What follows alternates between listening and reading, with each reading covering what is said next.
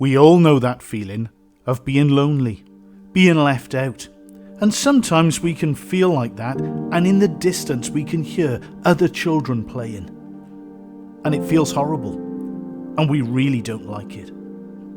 Life is so much better when we all get along together, when we all play, when we're all enjoying ourselves. But very often, it's not quite like that.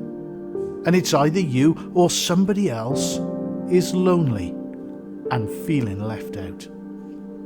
Often, that can be because we or other people are selfish, and they're not thinking of others, they're only thinking of themselves.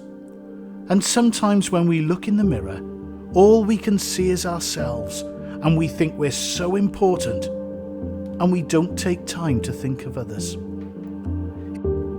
If we only think of ourselves, it's not a good thing. If we're only thinking about us, then, well, we're not thinking about other people. And if we wrote down the word me and tip it upside down, it spells the word we.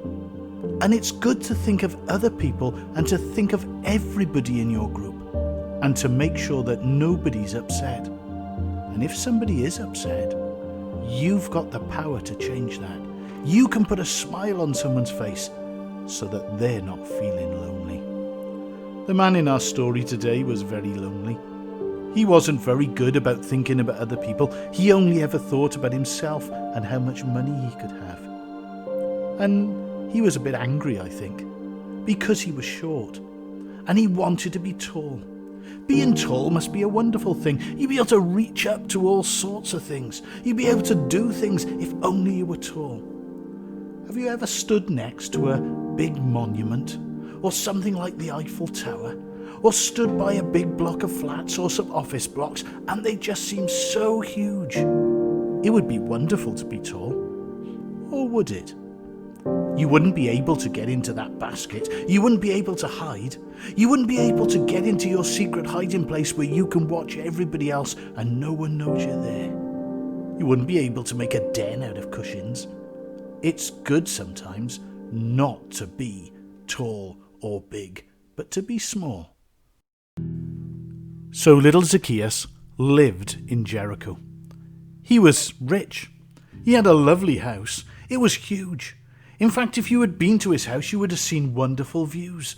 But if you'd been to his house, you would notice it was very, very empty.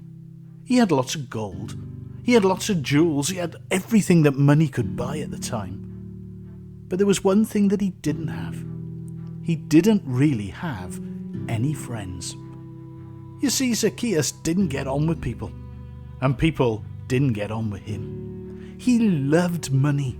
He loved getting wealthy. Every day he woke up and he thought, how can I get even richer today? And he had more money than he could ever spend. More money than he knew what to do with. He was so rich and so lonely. How did he get rich? Well, this was the problem. You see, he worked for the Romans as a tax collector, and people didn't like that. And he could come up to you and say, you owe taxes, you've got to pay money. And, well, you would know how much you had to pay. It might be that you reached into your money bag or your pocket and you pulled out 3 gold coins. That was enough. You knew what you had to pay. And he'd say, oh no, it's much, much, much more than that. It's 7 or 8 gold coins. And sometimes it would make you so angry, no wonder you didn't want to be his friend. But if you argued, well, Zacchaeus would call for the Roman soldier, and the Roman soldier would come along, maybe with 2 of his friends, and they'd have swords and spears, and you just wouldn't dare argue. So everybody just paid up.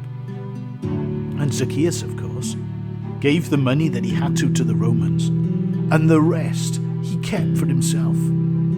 And he got richer and richer, but he did it by cheating. He did it by being a horrible person, and nobody liked him. Nobody would talk to him. Nobody would go near him, even with his great big house and all his money. One day, Zacchaeus heard that the Lord Jesus was coming that way. Oh, great, he thought. I've heard about the Lord Jesus. I know that he tells wonderful stories. He tells us stories that tell us about ourselves and heaven. I've heard it's wonderful. And I've heard as well that he does wonderful miracles.